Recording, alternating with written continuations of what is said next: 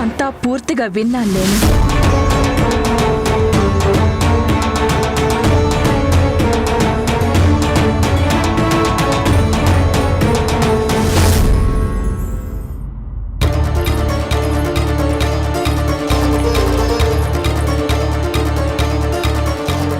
యశోదా, లేదు, బావగారి మాట అక్షరాల నిజం.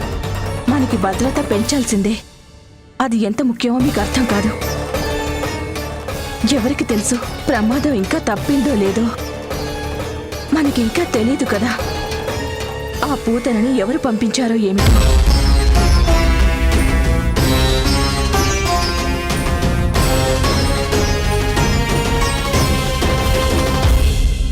ఏమండి, మన కన్నయ్యకి ఇంకా ఏమాత్రం కష్టం కలగకూడదు.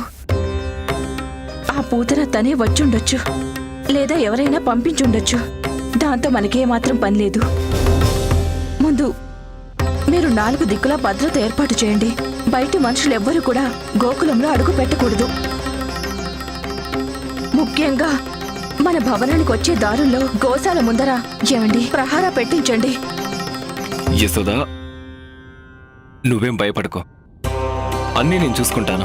కానీ తమ్ముడు, నేను బయటకు వెళ్ళి మన అన్నయ్య తమ్ముళ్ళకి పహరా ఏర్పాట్లు చేయమంటాను. సరేనా? అందరూ ఉన్నారు, కానీ మనసు మాత్రం ఉండబట్టదు. ముందు మీరు 4 వైపులా భద్రత పెంచండి. అనుక్షణం కాపలా ఉండాలి.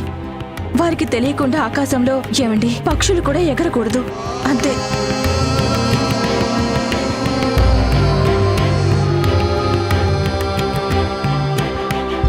ఈ మాత్రానికి ఎంత కంగారు పడుతుంది. దీని వెనుక కంసుడున్నాడని తెలిస్తే తను పడే బాధని ఎవ్వరూ తగ్గించలేరు. నిజం చెప్పకపోవడమే మంచిదైంది.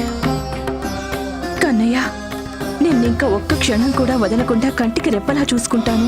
మళ్ళీ ఏమైందమ్మా నీకు? ఎందుకింత కంగారు పడుతున్నా? కన్నయ్య ఏమనుకుంటాడు చెప్పండి? ఏముంది,